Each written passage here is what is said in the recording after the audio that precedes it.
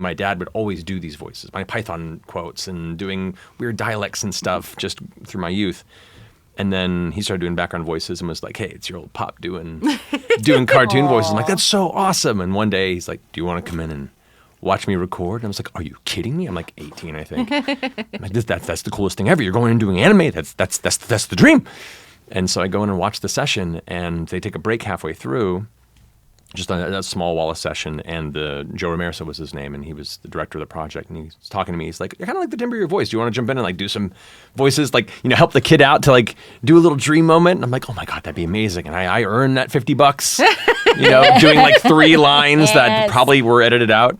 And that was great. And then he stopped calling my dad and started calling me in to do more Wallace sessions. And I was like, wait, this is a thing maybe.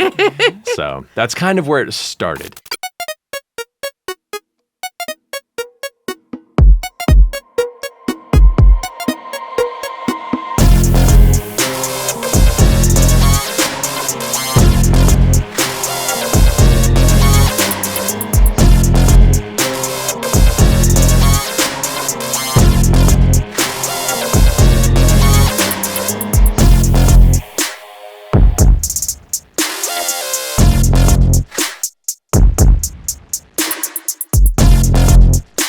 Today's episode of the Character Select podcast is brought to you by our good friends at Hero Forge.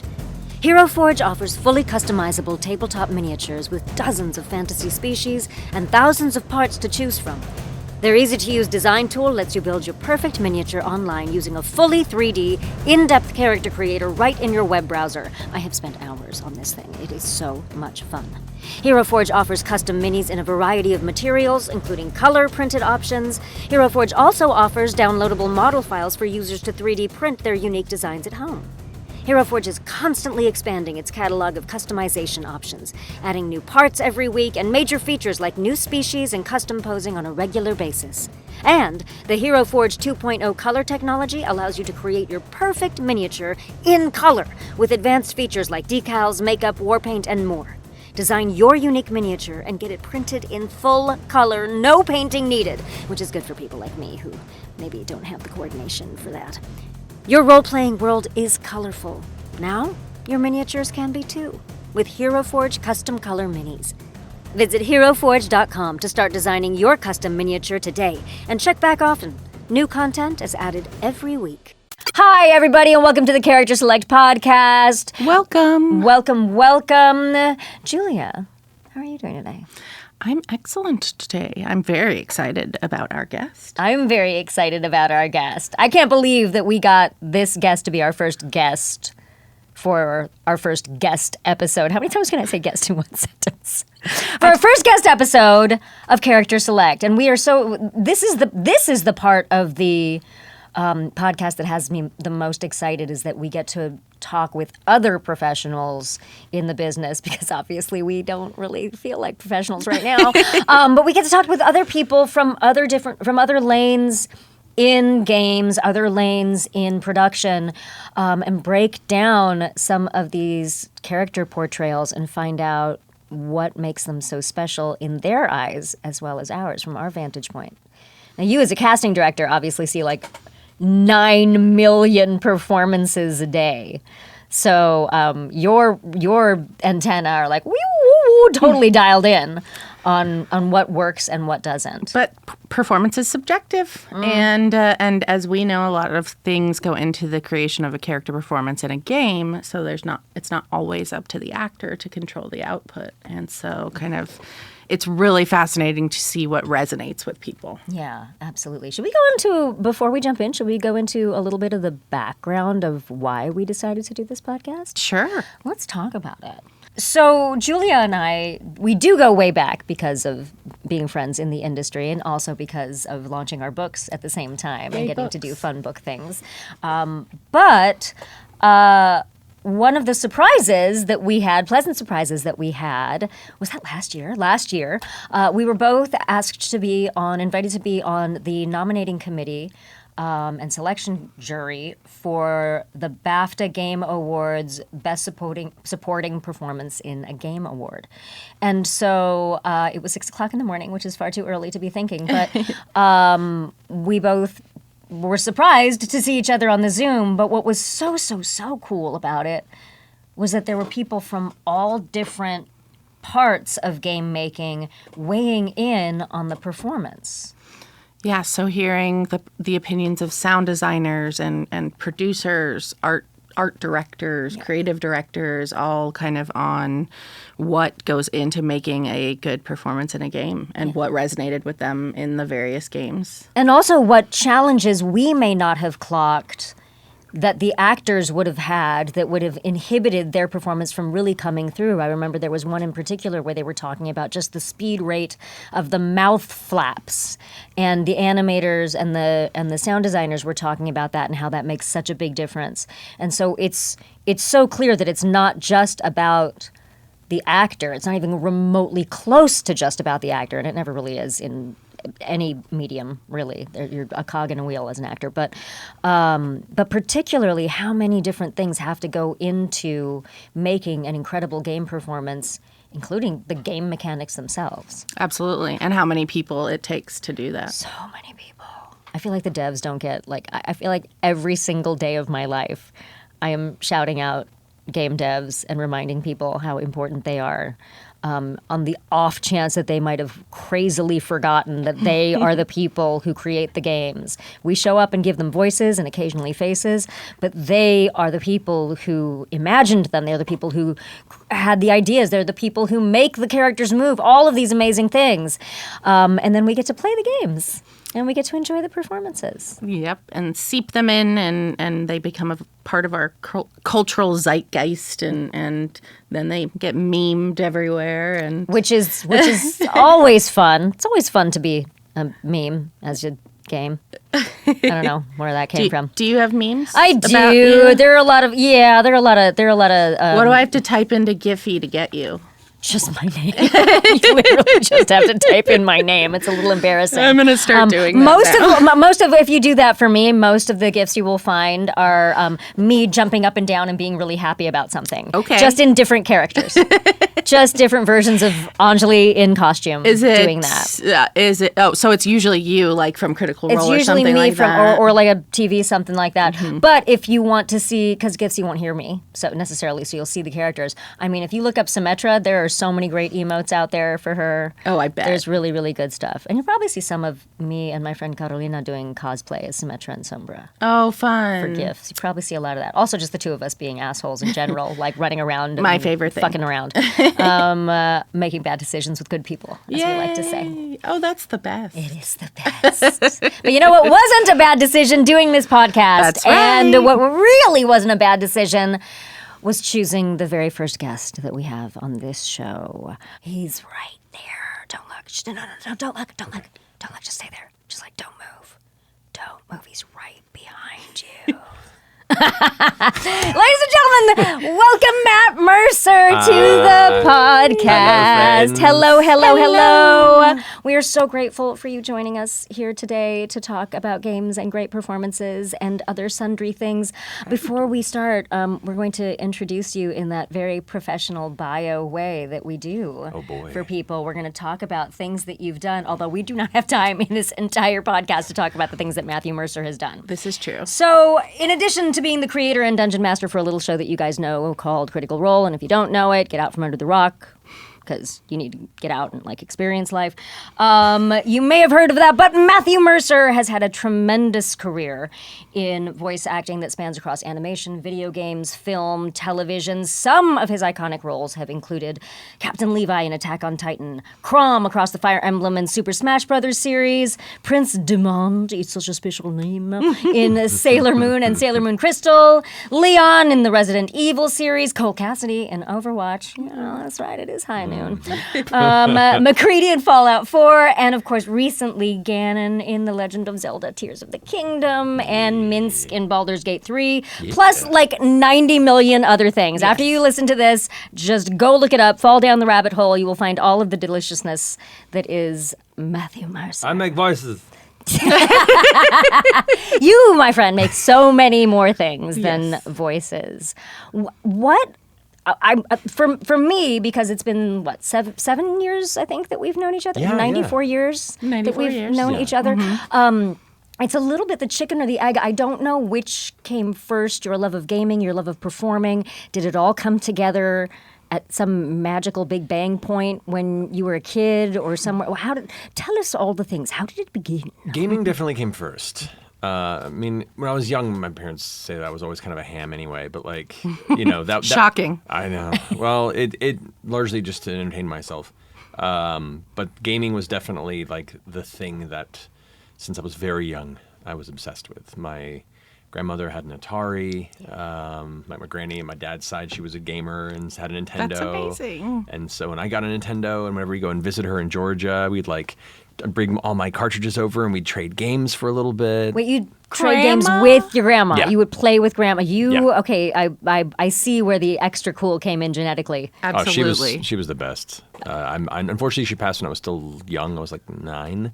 But I have very fond memories of her, and like she played D&D for a brief time back when it first dropped. She was just like this old Southern granny in the Georgia mountains who also like loved, sci-fi and fantasy. When I was very young, she got me onto Asimov and Arthur C. Clarke and a bunch of like great sci-fi stuff, as well as like fantasy Tolkien. She got me into when I was very young, so I owe a lot to her. But my gaming was a very prominent thing growing up, but it was mainly just consuming it and getting immersed in stories and drawing my own weird stuff. I was an artist for a lot of those years. So the performing thing was never something I intended to do until I got to high school and got kind of tricked into auditioning for a theater production. Ooh, tell us, what was the I trick? know, which one?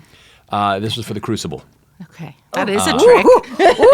Yeah. They start. Isn't it amazing that high schools choose to do the Crucible, and that's like a common, like, let's go with something really light that works really well for young people. But weirdly becomes more and more socially prominent and necessary as the years go on. Arthur Miller didn't realize how Prescient. Yeah. But yeah, I basically just got kind of tricked by the theater teacher at the school, who saw me just drawing monsters in my sketchbook after school and kind of sat and talked to me for a bit and was like, at the end of it, was just like, you should come and audition. I was like, that's not my thing. He's like, just give it a shot. And so I did it, and then ended up booking the role of Reverend Hale. Okay. And then realized, this is a lot of fun, and I met a lot of great people through it. And so performing arts became a new interest. Amazing. What a good teacher, too. Yeah, he did like, great. Shout out to grandma and teacher. Just saying, Mr. Kilpatrick, wherever your weirdness brought you, know that you're awesome.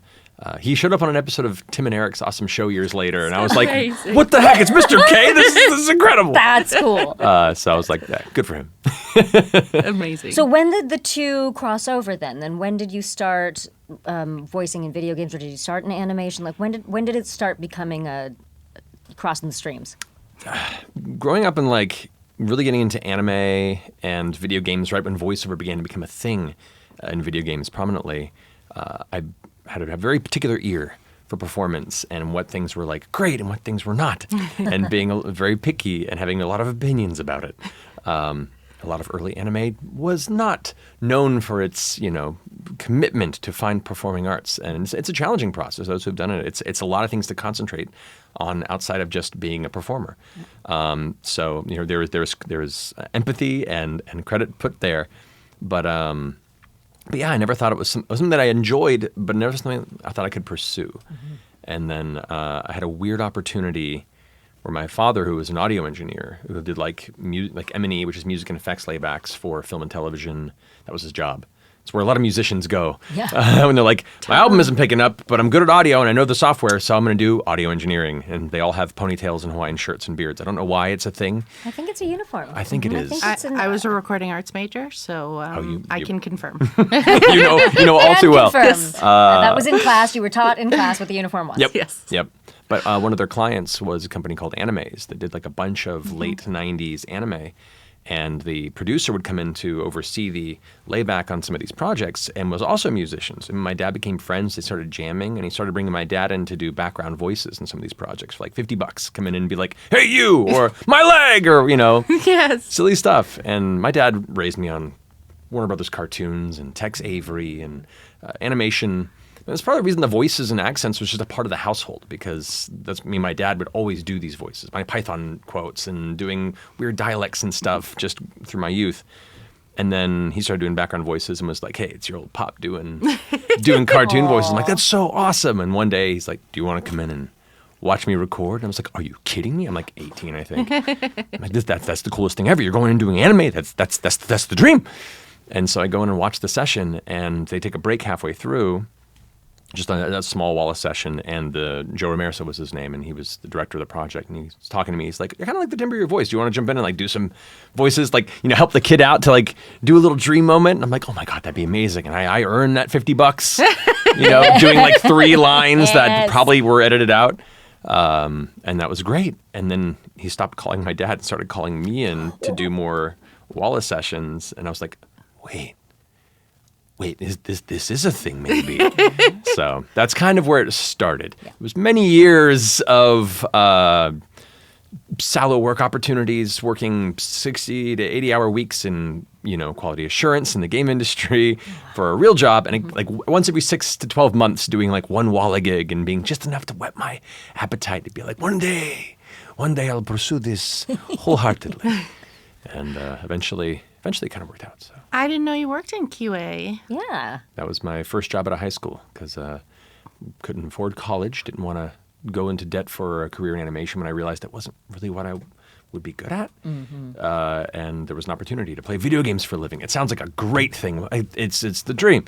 That is a lot harder. It's very hard. The QA is an deeply underappreciated and absolutely necessary part of the game development process that, having gone up through it, the unsung heroes of the industry. Any of you who worked out in QA, you're special and you're loved. So yeah, I did that for many, many years and worked up into like the QA lead and to eventually the manager. What games did you test? Well, I started on such wonderful projects as the Land Before Time Great Valley Racing Adventure for the PlayStation, Casper, Friends Around the World for PS2, Prism, Chapter 1, The Dark Unicorn, one of my first voiceover projects that I got because I gave my demo tape that I recorded at home to the director of the project. Amazing. And it's real rough. But then eventually got kind of headhunted by Sony Santa Monica Studio to work on God of War, the tail end of God of War 1 and then God of War 2. And then got headhunted from there to Infinity Ward and worked on Call of Duty 2 and the first Modern Warfare. And then I left the industry right when things were getting weird with Infinity War and Activision, and there were some people in... I worked at Treyarch. Oh yeah, so you know. Yeah, I didn't know we were... that weird space. Yeah, and worked with a lot of like Activision QA, and Chip, my business partner. Yeah. He started in QA.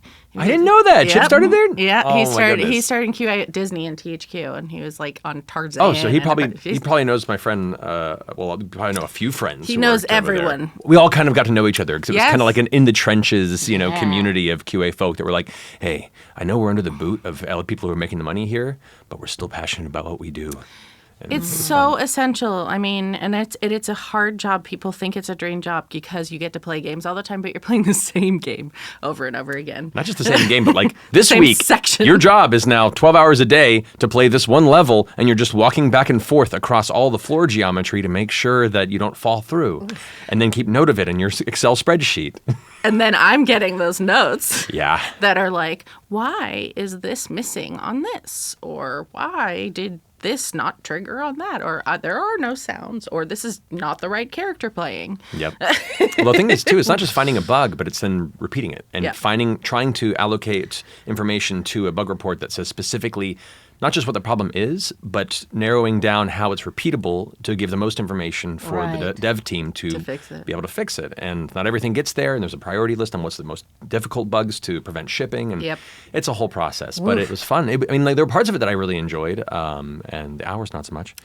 It must have informed your process as an actor, though, in games hugely to see the behind the scenes. It gave me a lot of appreciation for the entire process of game development. And working and interfacing with all these different departments, you get to meet people behind the scenes. And the development more than the publishing, although I got to know a little bit on both. They're different sides of a similar coin. Very much. And to me, as a performer, one, just being a gamer growing up, I really appreciate and understand the genre work and all the storytelling that can happen in these titles. But then actually working on the dev side of things, appreciating the riggers and the texture artists and the people that are just having to make the coffee orders for the sound engineers and of course everyone in QA, everyone in all scales of production and game design and level design and 3D modelers and then making friends through the industry that way and then watching their careers take off in different directions and which companies they jump to and like the families that kind of pop out of it. Like there's such a wonderful, rich kind of familial space across different development studios that doesn't really get talked about because there's this competitive idea between projects out there that honestly the publishers push more than anybody. Not to 1,000%. Absolutely makes sense. Strong opinions about certain publishers. and you may voice them. We are here for it. Yeah.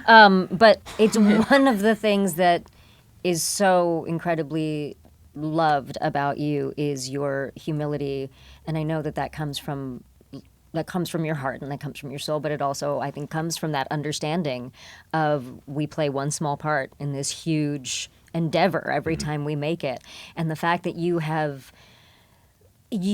so clearly relished every part of the journey and every relationship you make and every time you meet someone. I mean, I see it in your eyes. I see it every time you greet someone new, and it's a beautiful thing to see. It's a really, really beautiful thing to see. I'm ever grateful and have no idea how the hell I managed to stumble into this life experience. And who knows how soon it'll end. So I'm just appreciative for what's here. I'm pretty sure you built an empire. Yeah, we're pretty sure you're sticking There were a lot of people involved. You just happened to be the face. We accidentally built an empire, really, is kind of what it comes down to. I remember it like it was yesterday because I was at Formosa and y'all were coming in all the time before that, before the strike. And I was like right around kind of then, or right before then, right? That it all kind of came together, so... Doing this weird thing, playing D&D on the internet. Yep. Wow, really? Okay. We're like, we know.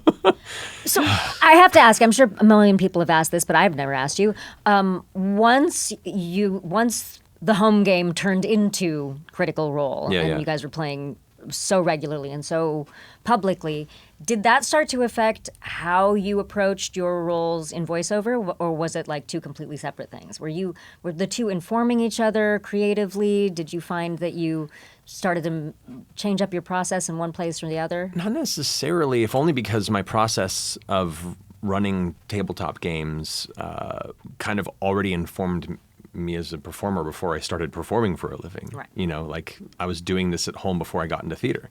And part of the reason I began to enjoy theater is because I realized a lot of the tools that I had used to embody my NPCs for my friends, for my game, transition directly into, thinking about character and how to embody somebody who's very different from you and feel comfortable kind of stepping into that space. So like, I would say a lot didn't change, if only because that process kind of instinctually had already kind of been there through a lot of my life leading up to then.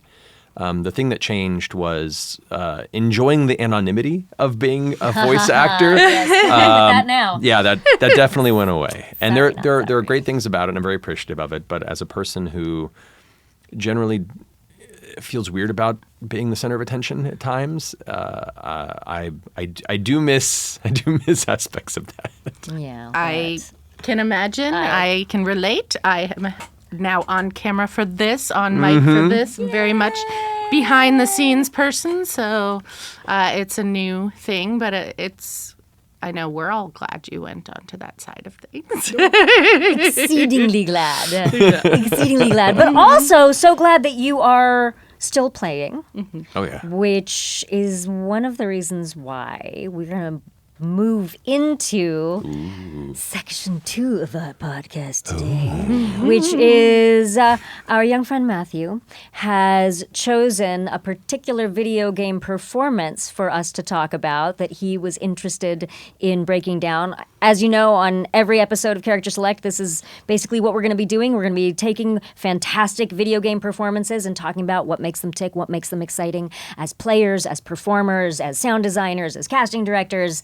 And when I first told you about our podcast, you didn't, well, first of all, thank you, because you didn't even let me finish the sentence before you said yes, you would do it. Of course. But second, Anything you need. when I mentioned this particular conceit of what we were doing, you immediately jumped on this particular performance. You immediately grabbed onto this one, which was David Hayter as Solid Snake. Yeah. So, I'm going to do another quick read-through for you guys. For those of you who, like me, I am embarrassed to say never did play Metal Gear Solid, but David Hayter, dear friend, love him. I'm going to get y'all a little bit familiar with David and MGS. So, in July 1987, the world was introduced to Solid Snake through the groundbreaking stealth series Metal Gear. In Metal Gear, players found themselves navigating rookie Special Forces agent Solid Snake through jungles and top-secret compounds to take down his rogue mentor, Big Boss, and stop his plans to overthrow the government structures of the world with a walking mech weapon called Metal Gear. For 1998's Metal Gear Solid for the PlayStation, Solid Snake's entrance to a new generation of gaming as a world-weary mercenary needed a voice to reflect his experiences. Cue the then 29-year-old Canadian-American actor David Hayter, who dropped his voice below his normal register and gave it the texture of gargled gravel. Say gargled gravel a lot of times. Try it. Just go ahead. It would become one of the most recognized and lovingly imitated voices in gaming. So, Matt. Yes. Tell us why you picked this performance and why you wanted to talk about it. Going back to kind of one of the things we talked about earlier in this discussion, when I began to realize the cinematic quality of storytelling really coming to the forefront in video gaming was around the time that Metal Gear Solid really hit. It was one of those games that kind of everyone who had grown up playing wonderful games that were silent, they may have great writing, like Final Fantasy VI for the Super Nintendo, but were also limited by the graphics for those who didn't have the imagination to go beyond that. Metal Gear Solid was one of those games that really felt like a major film. It felt like the writing, the direction, the voice direction, the performers, everything about it, including just the gameplay being incredible.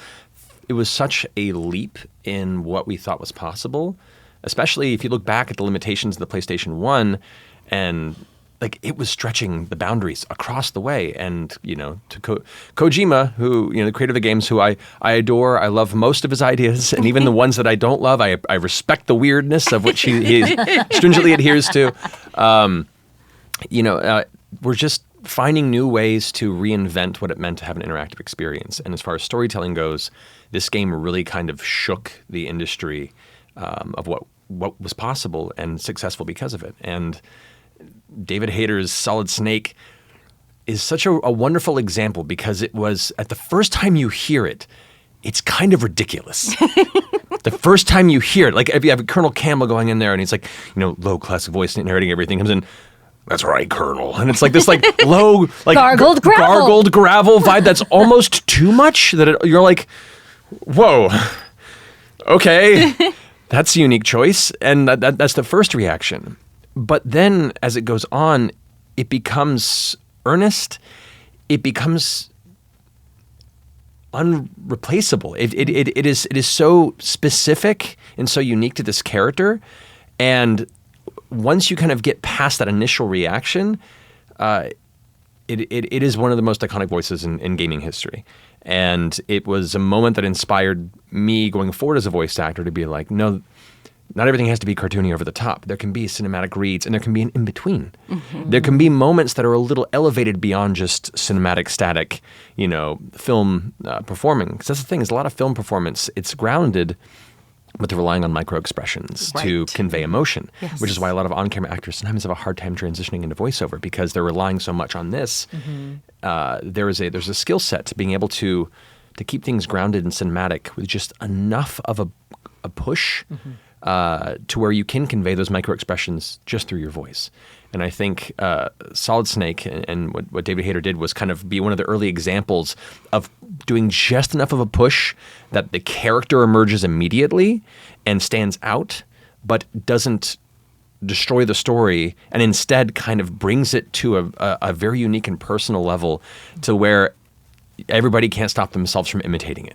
It has so many quotable lines from just the writing being incredible, but also just there has been no character like him up to that point, and there really hasn't been a character since. And any character that's like it has always been like, oh, there's a Solid Snake-like character. Like that. That's such a rare moment in a particular type of media that as soon as you asked the question, I was like, well, it has to be this. I want to talk about this. I love that so much. Were there particular moments in the game or scenes in the game where his performance or grabbed which you game or which game? Because there's like 3,000 of them. I mean, there's moments in the first game where there's just so much exposition, and that can get very tiring very quickly. And I think there's something about that kind of. Can I curse on this? Okay. Yeah. Please, for the love of God, we've been fucking cursing all day long. The sort of like God fucking damn it vibe to a lot of his deliveries. That even the exposition, you're kind of like, yeah, man, I know it's a lot going on. Like you feel like you're kind of commiserating with him about how much is happening at the same time as opposed to being like, oh, there's so much talking about the story. It wrote a very fine line. Also, as a heroic kind of, very much, inspired by the '80s super macho heroes of cinema, where he could be vulnerable, where he could doubt himself deeply, where he can, kind of have to wrestle with who he wants to be in the world, and the responsibility that he was born to take, whether he wanted it or not. And there's just a lot of takes on PTSD and the soldier mentality and where you exist outside of a military structure when you were bred for the military, and are you allowed to make those choices? And the whole series carries so many great topics like that, and it takes a character like that to kind of really weave it through. And I think Metal Gear 3, where he played Naked Snake, who eventually becomes Big Boss, he got to even delve more into that. He got to really show more of the personal relationships where they began and kind of give more context to some of the relationships that you saw in Metal Gear Solid. And at the specific moments, I'd have to think through for a bit. There's a lot of Snake digesting realizations of him being betrayed, of him losing somebody, of him desperately trying to convince somebody he respects and loves to not throw everything away for this ideal that he thinks goes against everything that he thought they believed in. And then the subtle regret and sadness and that desperation of realizing that the only choice he has is to stop them at any means necessary, even if he loves them. And there's I don't know. He does a really, really good job of bringing all that nuance in there while still maintaining that classic sort of weird gravel in a way where you how can you bring that sort of dynamics and that sort of vibe? I'm just wondering, pitch-wise, for example, how do you when you've already taken it that low and that deep in your instrument, and now you're trying to create a variety of emotions, that must have been an extraordinary. I want to pick his brain. I'd love to ask him. I've met him a number of times, and I've always been like, "Oh my God, nice to meet you." I've never told him. I have a feeling David would be very, very, very, very, very, very, very, very, very, very happy to hear that from you. Absolutely. And because he's a sweetheart. Well, I was just going to say it's a testament to his appreciation of the medium for him putting the quality of performance in at that early stage, because there are a lot of actors that still don't take the medium seriously. Yep. Yeah. And so, and I wonder also kind of how much the Japanese development, Japanese script had to do with being able to make some of that vulnerability even with sounds, because there's so much that gets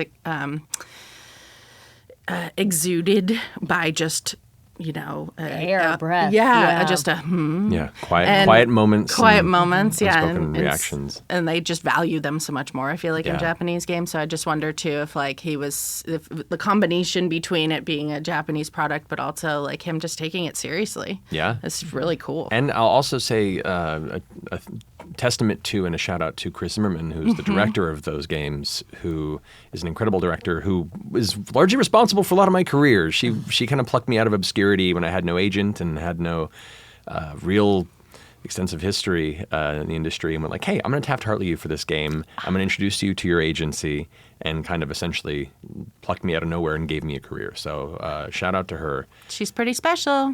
She was at my wedding. Oh, she was I know. She's been a big mentor to me as well. She's very, very good at what she does. Yeah. And she came from animation Yeah. and giving kind of the seriousness and the quality of performance to a video game from the animation world. She was new to it, but again, took it seriously and grasped these massive scripts and all this future technology stuff. Yeah. Very well. No, I'm so grateful that like the right people came together for that project, and everyone that I've talked to, Chris has said it many times too, like the people that worked on those games became kind of like a family through the process. With each one they got to come back to, and it's a special project when everyone not just understands the gravity and the importance of what you've created as art, but you hold on to the people you created it with, because there's a special bond that kind of forms in that space. Isn't that the best part about making things? It is. We're ridiculously lucky. We get to make things with our friends and call it work. Yeah. It's extraordinary. Do you have a favorite performance of your own that you've done whether it is like just something that you are exceptionally proud of, or something that you feel maybe changed you in a way or just affected you more, something that's dear to your heart? I'm curious, because I know you have 9 million things to pull from. I'm very self-critical. So even like my favorite stuff, I look back on it, I'm like, what can I have done to make it better? I don't know. So let's, because I understand that. So let's not look at it from that eye, but just in terms of like your love of the character, your love of the experience. It's interesting. There are a lot of, there are characters and projects I'm a part of where it has a personal significance to me. Like being able to take on the role of Ganondorf, is very, very special to me. I've got my Triforce tattoo on my arm there now. Like, it's such a big part of my youth. So like they're the ones that are really important to me in that degree. There's one project that was another example of like just an incredible cast, an incredible director, an incredible script. It was an anime project called Fate Zero. That was like a prequel to the Fate Stay Night series. And I play a character in that named Kiritsugu Emiya, who is a protagonist, like kind of the protagonist of the series, but he's not a good person. He's very much subscribes to the greater good at whatever cost, the sacrifice the few for the many. And the conflicts that he goes through to do the heroic thing, but at what cost sort of led to a lot of very interesting subtleties in the performance, and being able to collaborate with the director, Tony Oliver, to hone this project. I was extremely proud of it and still am. As a very dark anime, I think it turned out really, really good, and it's one of those projects that I still look back on very fondly. So I'd say I'm very, very proud of that one. I love it. Well, now I know what I'm going to go. Yeah, like running this, I would wite it down, but we just recorded that, so I can just listen. Yay, technology! Matt, we would sit here and talk to you for 24 hours straight if you let us, but I know we all have to be places, and I know you have a million things to do, so we love you so much. We're so proud. Thank you so much for joining us for filling us in with all of your wisdom and artistry, and I'm just going to keep rambling because I don't want him to leave. Yay! But we have to let you go. Thank you so much. Of course. And happy to come back whenever it makes sense. Oh, good. I'm going to write that down and hold you to the... You saw that. You heard it, right? We recorded that. We got that. Okay, great. Bye. Character Select is recorded at Slap Studios, LA. Executive producers Rick Barrio Dill, Anjali Bhimani, and Julia Bianco Schoeffling. Producer Bree Coorey. Assistant Amanda Mack. Intro animation by Bree Coorey and Larissa Donahoe. And theme song by Rick Barrio Dill. The views and opinions stated on this show are those of the individuals and do not necessarily reflect the opinions of their employers or any companies they work with. If you have questions for the show or suggestions for future episodes or guests, send us an email at careselectpod@gmail.com. That's CHAR selectpod@gmail.com. And thanks for listening.